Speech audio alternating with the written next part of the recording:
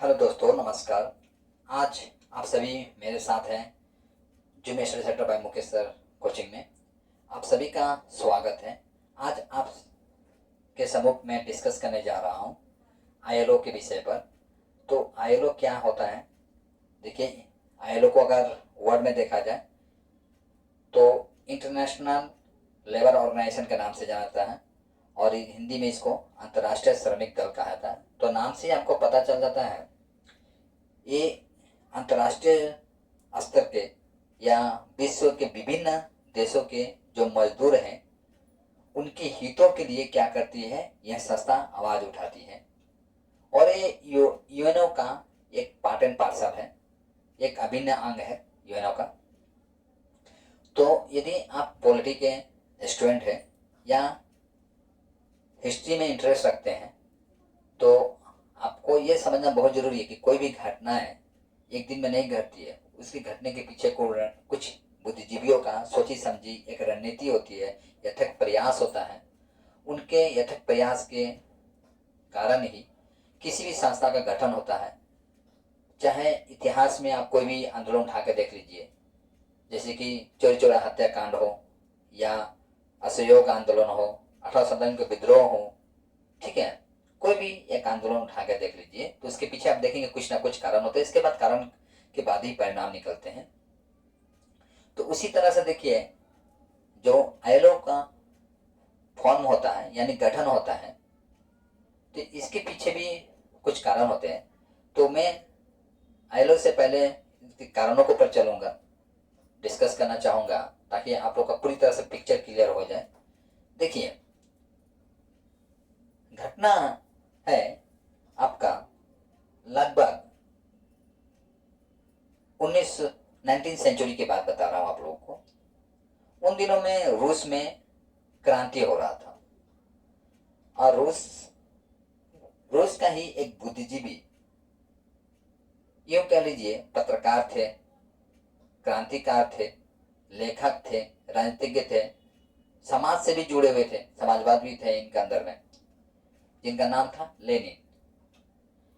तो जो रूस के जो शासनकर्ता थे जान का हत्या हो जाती है और रूस के प्रशासक ये सोचते हैं कि लेनिन का जो बड़े भाई है ये कहीं ना कहीं उस हत्या के षड्यंत्र में शामिल है और इनको क्या कर दिया जाता है, पनिशमेंट दे जाता है, या यूं कह लीजिए इनको सजा सुना दी जाती है, मृत्युदंड दे दिया जाता है। जबकि लेनिन ये जानते थे कि उनके बड़े भाई इस षड्यंत्र में शामिल नहीं है। इससे क्या होता है, लेनिन के ऊपर में एक नकारात्मक प्रभाव पड़ता है और वो रूस में क्रांति का बिगुल बजाते हैं। हालांकि देखिए, उनके ऊपर जब वहां के शासन करता जो उनके प्रति या उनके कार्रवाई के प्रति जब स्ट्रांग होती है तो उनको रूस छोड़ के भी जाना पड़ता है, लेकिन पुनः रूस में ही आ जाते हैं। तो उन दिनों में वो देखते हैं कि रूस में जो मजदूर थे कहीं ना कहीं पूंजीपतियों के अधीन में थे, जमींदारों के अधीन में थे। उनको उचित मजदूरी नहीं मिलता था, उनको उचित अधिकार नहीं दिया जाता था, उनके ऊपर तरह तरह के अत्याचार होते थे। कभी शासन कर्ता जो थे वो लूटते थे इनको, तो कभी जमींदार लूटते थे। ये जो मजदूर जो थे कहीं ना कहीं एक खिलौना बनकर आ गए थे। ऐसे समय में इन परिस्थितियों में ही लेनिन का विचारों का उदय होता है और उनका मानना यह होता है लेनिन का कि मजदूर ही गणतंत्र का या देश का कर्ता धरता है।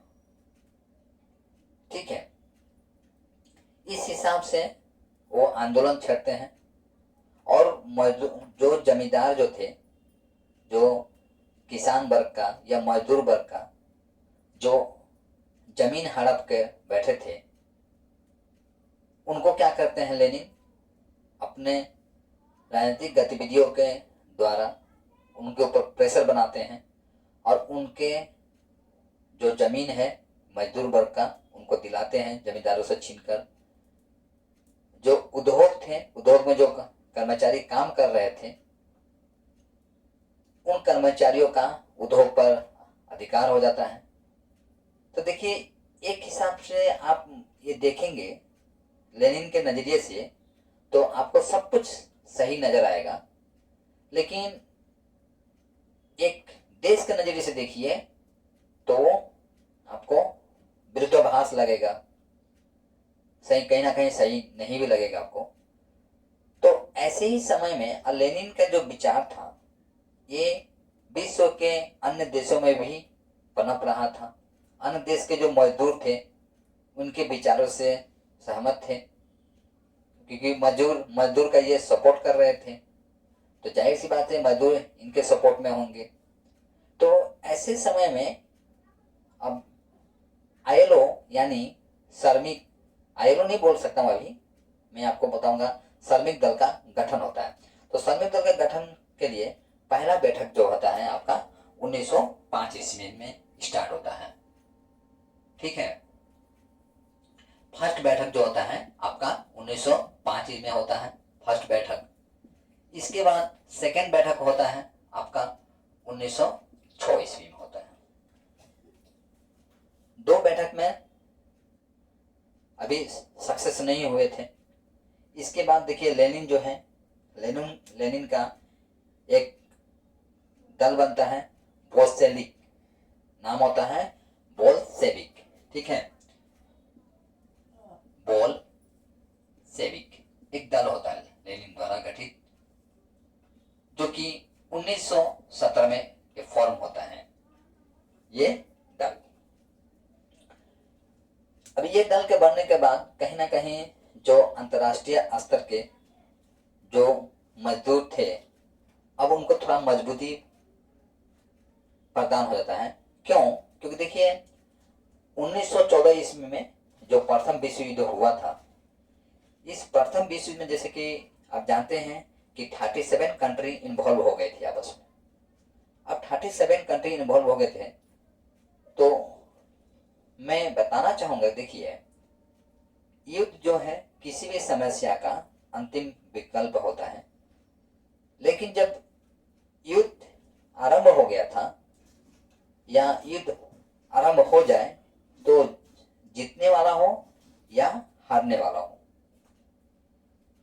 इन दोनों में आपका पिस जाता है मजदूर वर्ग। तो 1914 ईस्वी में जो प्रथम विश्व युद्ध हुआ था, इसमें मजदूरों की जो आर्थिक अवस्था थी वो अत्यंत खराब हो गया था। मजदूर जो थे कहीं न कहीं साहूकार, जमींदार, शासनकर्ता के कठपुतली बनकर रह गए थे।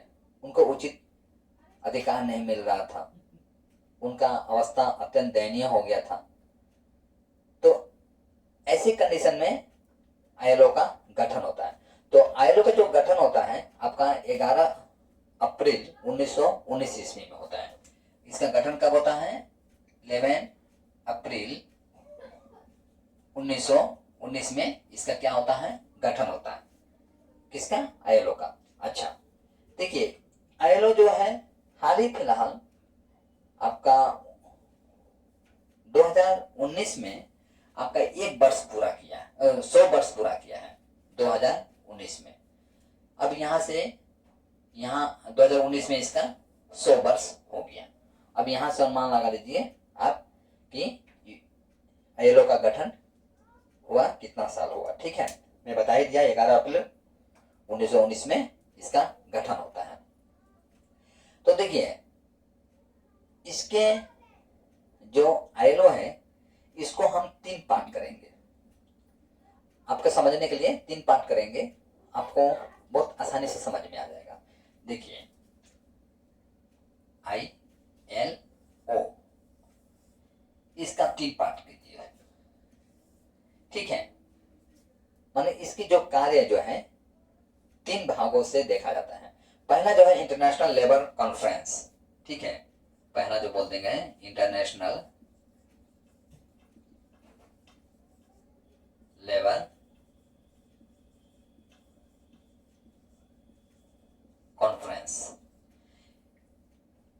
इंटरनेशनल लेबर कॉन्फ्रेंस जो है इसे कहीं ना कहीं पार्लियामेंट ऑफ द लेबर कहा जाता है। ठीक है, पार्लियामेंट ऑफ लेबर माने international parliament of the labour कहा जाता है इसको। ठीक है, इंटरनेशनल पार्लियामेंट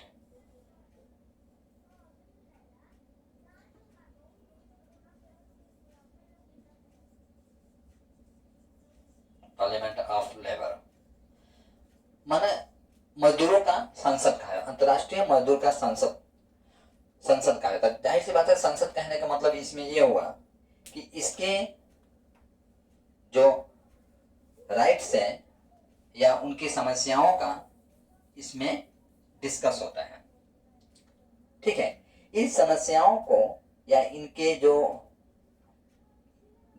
विचार है इसमें जो लिया जाता है, इस विचारों को लागू कराने का जो दायित्व है वो गवर्निंग बॉडी का होता है। किसका होता है?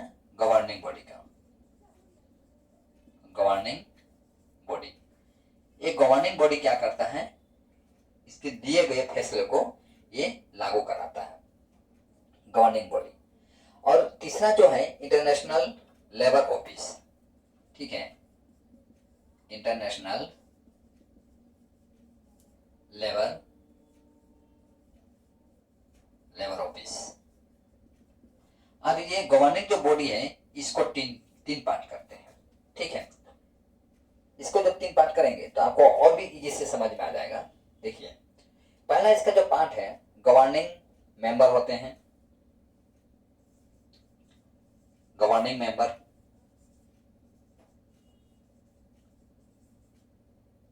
दूसरा जो है ये आपका होता है वर्कर, और यह है एम्प्लॉइज। ठीक है, तो ये जो गवर्निंग जो मेंबर है ये 24 सदस्य होते हैं, वर्कर जो है 14 होते हैं, एम्प्लॉय जो होते हैं ये भी 14 होते हैं। तो आप जोड़ लीजिए, 4 4 8 12 12 का 2, 1 2 2 2 4 1 5, माने कुल मिला के गवर्निंग जो बॉडी है उसमें 52 क्या होते हैं? मेंबर होते हैं। ठीक है, अब जो ये गवर्निंग जो बॉडी है ये 3 साल में क्या होते हैं? इनका जो कार्यकाल होता है इनका 3 साल के लिए होता है, 3 साल का इनका कार्यकाल होता है। और जो इनका रेशियो देखा जाए अगर, तो इनका रेशियो देखिए 2:1:1 होता है, इनका रेशियो देखा जाए। अच्छा, गवर्निंग जो बॉडी है कोई भी डिसीजन लेता है तो ये आपका गवर्निंग मेंबर, वर्कर और ये एम्प्लॉइज तीनों मिलकर क्या करते हैं? फैसला लेते हैं। ठीक है, वर्कर माने कार्य को कराने वाला और कार्य करने वाला, और ये गवर्नमेंट का कुछ लोग होते हैं। तो तीनों मिलकर क्या करते हैं? मजदूरों के हित के ऊपर में डिस्कस करते हैं, क्या करने से अच्छा रहेगा क्या नहीं। अच्छा, गवर्निंग जो बॉडी होता है लेबर ऑफिस का डायरेक्टर को चयन करता है। ये जो लेबर ऑफिस देखें, इंटरनेशनल लेबर ऑफिस, ये जो गवर्निंग जो बॉडी देखते हैं ये तीनों क्या करते हैं? इसके डायरेक्टर को चुनते हैं। किसके? इंटरनेशनल लेबर ऑफिस का डायरेक्टर को चयन करते हैं। ये डायरेक्टर जो होते हैं इनका जो कार्यकाल होता है ये 5 साल के लिए होता है। कितने साल के लिए होता है? 5 साल के लिए। तो ये देख रहे हैं जो गवर्निंग जो मेंबर है इनका कार्यकाल 3 साल का होता है, और ये जो है इनका कार्यकाल जो है 5 साल का होता है। देखिए, दूसरी तरफ देखिए, भारत इसके जो मेंबर हैं, तो आपको मैं बता देना चाहूंगा कि यूएनओ के जितने भी मेंबर हैं वो सारे मेंबर आईएलओ के ही मेंबर होते हैं। ठीक है, माने इंटरनेशनल लेबर ऑर्गेनाइजेशन के ही मेंबर होते हैं। तो इसमें से इसके जो परमानेंट जो मेंबर होते हैं वो 10 होते हैं। अब भारत जो है इसका परमानेंट मेंबर है, और वर्तमान में देखा जाए तो भारत जो है, या जो यूएनओ गठन होता है तो सदस्यता नहीं मिलता है। ठीक है, जैसे कि मैं बताया आपको, इसका गठन होता है आपका 11 अप्रैल 1919 में। ठीक है, और इसको सदस्यता मिलता है भारत को 30 अप्रैल 1919 में। ठीक है, 30 अप्रैल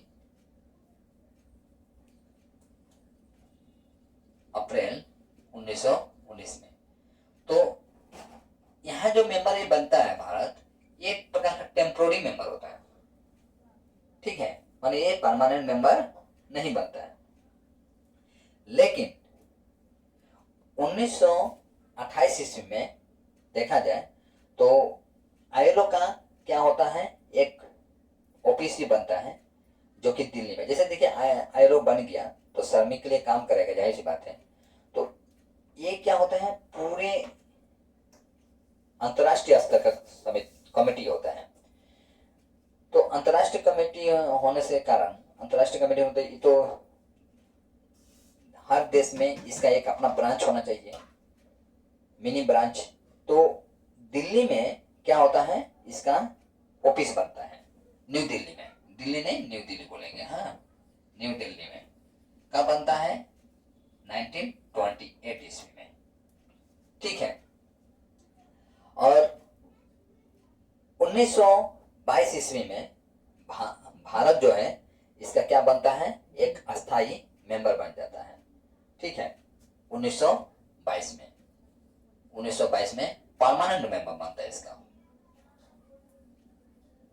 परमानेंट मेंबर भारत बन जाता है। ठीक है, अच्छा, अब देखिए इसके जो प्रस्ताव है, इसके 8 प्रस्ताव हैं। 8 प्रस्ताव में से भारत सिर्फ 6 प्रस्ताव को ही माना है। अगर इसके प्रस्ताव देखेंगे तो इसके कुल 8 प्रस्ताव हैं। ये 8 प्रस्ताव में से 6 प्रस्ताव को ही भारत मानता है, सिर्फ 6 प्रस्ताव को माने भारत मान्यता दिया है। ठीक है, 8 प्रस्ताव है लेकिन 6 प्रस्ताव को ही भारत माना। अब देखिए इसके जो इंटरनेशनल लेबर ऑर्गेनाइजेशन है, तो ये करता क्या है, अब इसका थोड़ा मैं कार्य को बता देता हूं। जैसे देखिए श्रमिकों का उचित मजदूरी दिलाना, श्रमिकों का जो सैलरी है, धनराशि है, या उनका कुछ हो जाए काम के दौरान, उनको जो फैसिलिटी प्रोवाइड किया जाता है, फैसिलिटी दिया जाता है, इसके हक के लिए लड़ाई करना। श्रमिकों में महिला और पुरुषों में कोई भेदभाव नहीं रखना। दूसरी तरफ महिलाओं को कुछ विशेष अधिकार देना। कार्य करने की जो अवधि होती है, मैंने 8 घंटा हो या 6 घंटा हो या 5 घंटा हो, इन सब मैटरों को लेकर डिस्कस करना। कोई 14 साल से कम उम्र का जो बच्चा है, यदि किसी अभाव के कारण काम कर रहा है तो उस पर ध्यान रखना, उनको काम करने से रोकना। उनकी जो असुविधाएं थी, किसी असुविधा के कारण वो काम कर रहे थे, उनकी असुविधाओं को सोल्व करना सरकार के साथ मिलकर। ये सब आपका क्या है, इंटरनेशनल लेबर ऑर्गेनाइजेशन का राइट बनता है, अधिकार है, ड्यूटी बनता है। ठीक है, जैसे कि आप जानते हैं ऐसे बहुत सारे देश हैं जहां छोटे छोटे बच्चे, जिन हाथों में पुस्तक होना चाहिए, खिलौने होने चाहिए हाथों में खेलने के लिए, वो बच्चे क्या करते हैं, कहीं ईटा भट्टी में ईटा को एक साइज प्रदान करते हैं, ईटा पाड़ने का काम करते हैं, कहीं होटल में आपको काम करते हैं। तो ये जो इससे क्या होता है, इससे समाज पर भी एक नकारात्मक प्रभाव पड़ता है। यदि जिस देश का एक बहुत बड़ा भाग, या यूं कह लीजिए बच्चा का आर्थिक हालत को सुधारने के लिए या अपने 2 वक्त की रोटी की तलाश में उसको 14 साल से कम उम्र का बच्चा है वो, अब उसको किसी दुकान में पढ़ने का जो समय था वो ना पढ़कर किसी दुकान में काम कर रहा है, यथक परिश्रम कर रहा है, तो जाहिर सी बात है वो देश को कभी भी उन्नत नहीं कहा जा सकता है। तो आईएलओ जो है बीच बीच में ऐसा आंकड़ा भी निकालती है कि इस देश के कितने बच्चे कार्य कर रहे हैं। तो इसीलिए आप देखेंगे किसी दुकान में 14 साल से कम उम्र को बच्चा को यदि मजदूर के हिसाब से रखने का अधिकार नहीं है। यदि रखता है तो उसे गैर कानूनी की संज्ञा दी जाती है और पुलिस उसके ऊपर कार्रवाई करती है। ठीक है, तो ये मजदूरों के हक के लिए ही लड़ाई लड़ती है। अच्छा, ये तो यूएनओ का पार्ट एंड पार्सल है। आईएलओ इंटरनेशनल लेबर ऑर्गेनाइजेशन जो है ये क्या करती है, यूएनओ में अपना विचार रखती है, उन विचारों को राष्ट्र में अप्लाई किया जाता है। तो राष्ट्र में जब अप्लाई किया जाता है तो यूएनओ का 2 पार्ट यहाँ आपको बता देना चाहूँगा। जैसे देखिए, जैसे कि आप जानते हैं international labour organisation, international labour organisation, ठीक इसका एक छोटा सा ब्रांच हर कंट्री में होता है जिसको हम लोग बोलते हैं नेशनल, है ना, नेशनल लेबर ऑर्गेनाइजेशन। देखिए, मजदूरों का संघ बनाना, उनके right to equality, right to speech, right to work, ये सब फैसिलिटी प्रोवाइड करना इनका क्या है, काम है। इसके तहत ही इन्हीं सब नियमों के उपयोग करते हैं मजदूर। और जैसे कि आप देखेंगे कहीं आंदोलन करते हैं अपने हक की लड़ाई के लिए, अपने हक के लिए आंदोलन करते हैं, उसके लिए लड़ते हैं। ठीक है, तो इन्हीं सब आंदोलन, इन्हीं सब नियमों जो है, इन्हीं सब नियमों का सहयोग से या बलबूते पर ये क्या करते हैं, अपना लड़ाई लड़ते हैं। ठीक है, तो मैं आशा करूंगा कि आपको आईएलओ समझ में आ गया होगा। एग्जाम के नजरिए से बहुत इंपॉर्टेंट है। और ऐसे अगर आप सोशल साइंस में पढ़ना रुचि रखते हैं, या इतिहास के बच्चे हैं, पॉलिटी के छात्र हैं, या कोई कॉम्पिटिटिव एग्जाम के लिए आप तैयारी करते हैं, तो आपके लिए भी और भी इम्पोर्टेंट बन जाता है। ठीक है, तो मैं आशा करूंगा आप अच्छी तरह से समझे होंगे। और अब तक आप मेरे चैनल को सब्सक्राइब नहीं किए होंगे तो आप सब्सक्राइब कर दीजिएगा और साथ में बेल आइकन को भी दबा दीजिएगा, जिससे हम और आपके साथ जो है एक घनिष्ठ संबंध बना रहे और आप भी मेरा कोचिंग का एक परिवार या सदस्य बने रहे। ठीक है, तो आज का टॉपिक्स में यहीं पर समाप्त करता हूँ। अपने जीवा पर, अपने वक्ता पर, अपने स्पीच पर मैं